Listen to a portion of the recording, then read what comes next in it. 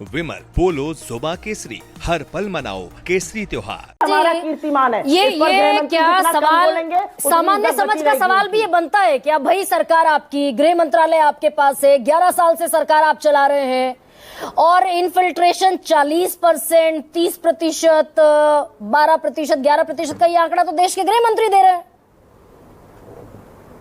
और अपनी कही हुई बात से पलट भी जा रही है। नया ज्ञान देने की जरूरत क्यों पड़ रही है? गर्मा जी, बिल्कुल ठीक सवाल है। एक तो पहले वाला, इसको भी मैं मानता हूँ आप ज्यादा बेहतर तरीके से बात रख रही हैं कि पहले आप पॉपुलेशन को लेकर जिहाद चला रहे थे कि मुसलमानों के बच्चे ज्यादा पैदा होते हैं। हम 5 और हम 25, हमारे 25 का जो नारा था वो था। लेकिन जब ये फिगर सामने आने लगा कि जो फर्टिलिटी रेट है और पॉपुलेशन ग्रोथ में उस तरह की तब्दीली नहीं हुई है मुसलमानों की, जो आपने भी लिख दिया, वैसे सब लोग उसको जानते हैं 2.3 पर और 1.9 पर। तो अब ये नया नैरेटिव आया है कि घुसपैठियों को, लेकिन घुसपैठिया तो एक समस्या है ही, इसमें तो कोई परेशानी नहीं है, मतलब इसमें तो कोई विवाद नहीं है। घुसपैठिया देश की बड़ी समस्या है। 2 करोड़ घुसपैठिए कितने, ये तो सिंह साहब बता सकते हैं सर। लेकिन युगांडा से भी आते हैं, सूडान से भी आते हैं, बर्मा से भी आते हैं। इसमें विशुद्ध हिंदू मुसलमान ढूंढना तो खालिस पॉलिटिक्स है ना, कि सिर्फ पाकिस्तान से आते हैं, बांग्लादेश से आते हैं और अफगानिस्तान से आते हैं। ये तो युगांडा और सूडान से भी आते हैं इस देश में। बिल्कुल ठीक बात है आपकी। मैं दूसरी बात कह रहा हूं कि गृह मंत्री जी ने बोला कि घुसपैठिए आ रहे हैं, तो पहला एक सवाल है कि 11 साल से आपकी सरकार है, इस पर ये कांग्रेस बार बार कर रही है। मैं जानना चाहता हूं कि ये बात कही जा रही है कि पोरस बॉर्डर है, ठीक है, क्या भारत सरकार ने 11 साल में इन पोरस बॉर्डर्स को रोकने का काम किया? मैं दूसरे सवालों पर आ रहा हूं आज। अभी जो सारी बहस हो गई जनरल बहस है, मैं पूछ रहा हूं कि क्या ये 11 साल में कितने बॉर्डर, कितने किलोमीटर के बॉर्डर को जो पोरस थे उनको खत्म किया गया? पहला सवाल। जब बॉर्डर से इधर आते, ममता जी को तो मान लीजिए, ममता जी को तो हम दोषी मान लेते हैं, जितने लोग इन्फिल्ट्रेट हुए वो हुए तो बॉर्डर से। बॉर्डर पर सिक्योरिटी फोर्सेस केंद्र सरकार के पास है। कितने अधिकारियों को दोषी पाया गया इस इन्फिल्ट्रेशन के लिए? ठीक है, ये एक सवाल होगा कि नहीं होगा। फिर डिपोर्टेशन पर तो बात सुप्रिया जी ने कर दी है कि किस तरह से हो रहा है। क्या मैं सवाल पूछना चाहता हूं, एक सवाल है थोड़ा अलग तरीके का, कि क्या भारत सरकार ने या जो मौजूदा सरकार है उसने घुसपैठियों का मुद्दा बांग्लादेश सरकार के साथ उठाया? और अगर नहीं उठाया तो क्या इसलिए कि शेख हसीना वहां पर सरकार में थी और आपके रिलेशंस में उसमें बड़ा एक चर्चा हो सकती थी, विवाद हो सकता था? पहला सवाल तो ये है कि क्या बांग्लादेश सरकार के साथ आपने घुसपैठिए का मुद्दा उठाया है? अभी तक तो शेख हसीना की सरकार थी, शेख हसीना की सरकार और मौजूदा सरकार में एक दोस्ताना रिलेशन है, तो आपस में ही कर लेते, भेजने के धक्का देने की बजाय वैसे डिपोर्ट कर देते कि भाई आप ले जाओ अपनी बसें लेकर।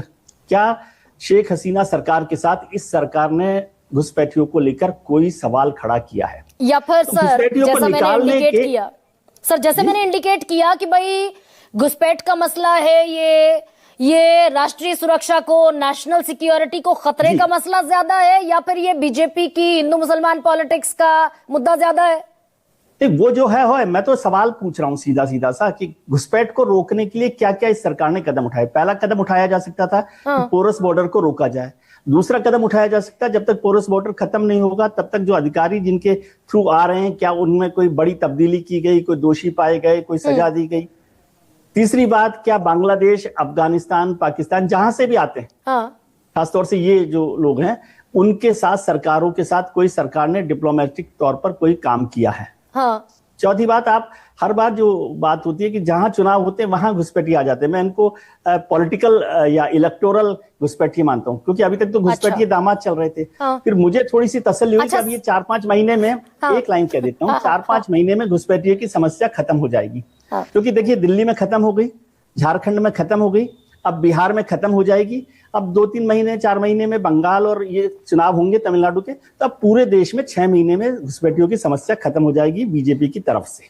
अच्छा, मैं तंज समझ गई सर, आपका कटाक्ष भी समझ गई, लेकिन आप क्योंकि बीजेपी के बड़े भारी विशेषज्ञ हैं, मुझे सर ये समझाइए, देश के गृह मंत्री ने एक बयान और दिया और आंकड़ों के साथ दिया उन्होंने बयान कि भाई पाकिस्तान में हिंदू थे 13%, रह गए 1.73%, यानी कि घट गए। बांग्लादेश में 22% थे, रह गए 7.9%, तकरीबन आधे। अफगानिस्तान में, और तीनों मुसलमान कंट्री हैं ये मोटा मोटी, अफगानिस्तान में 2020 हिंदू सिख हुआ करते थे, घटकर रह गए 150। उन्होंने कहा कि इनका धर्मांतरण नहीं हुआ, ये जो हिंदू घटे ये मुसलमान में कन्वर्ट नहीं हो गए बल्कि ये भारत पहुंच गए। तो अगर इतने हिंदू भारत आए तो हिंदुओं की तादाद बढ़नी चाहिए थी ना, ये मुसलमानों की तादाद कैसे बढ़ रही है सर? बिल्कुल ठीक बात है कि वो हिंदुओं की तादाद बढ़नी चाहिए थी। और पाकिस्तान, बांग्लादेश और अफगानिस्तान क्या कर रहा है वो तो सारी दुनिया को पता है, इसीलिए तो भारत ज्यादा मजबूत है ना। भारत ने उस तरह से इसको तो पहले नेहरू लियाकत पैक्ट पर भी आ जाइए, नेहरू लियाकत पैक्ट को भी पाकिस्तान ने तो नहीं स्वीकार किया ठीक से, भारत ने तो किया है ना। तो भारत को पाकिस्तान के साथ मत जोड़कर देखिए ना पाकिस्तान में क्या हुआ, वो तो सच है। और इसलिए हम सीआईए लेकर आए ना, सीआई में प्रोसिक्यूशन की बात क्या हुई है? लेकिन सब कर लिया और घुसपैठिए बने हुए हैं, देश के लिए खतरा भी है। और क्या ये दरअसल पॉलिटिक्स की पिच पर मुफीद है? जब तक घुसपैठिए रहेंगे हिंदू मुसलमान करना आसान होगा ना सर। एक लाइन और जोड़ देता हूं कि जो घुसपैठिए 1971 से आ रहे हैं, मान लीजिए 50 साल हो गए इस बात को, तो 50 साल में तो 3 जनरेशन आ गई। तो जो बच्चे यहाँ पैदा हुए हैं वो क्या घुसपैठिए होंगे? वो हिंदुस्तान के नागरिक होंगे? किस तरह से उनका स्टेटस क्या है? आप जरा भारी कैसे सवाल पहचान करेंगे जब आपके पास आधार कार्ड, पासपोर्ट, नौकरी, सरकारी नौकरी सब कुछ है? लेकिन जब तक हम मुसलमान घुसपैठियों में, जब तक हम घुसपैठियों को मुसलमान कहकर सेग्रीगेट करते रहेंगे, हिंदू मुसलमान की पॉलिटिक्स करना आसान होगा ना? ये तो साफ ही है। इसमें मतलब मैं तो इसलिए आप ये सारे सवाल तो सब साफ हैं। और इसमें तो कांग्रेस और सब लोग मैं तो वो अलग सवाल खड़े किए जो पॉलिटिकल सवाल नहीं है। नहीं है।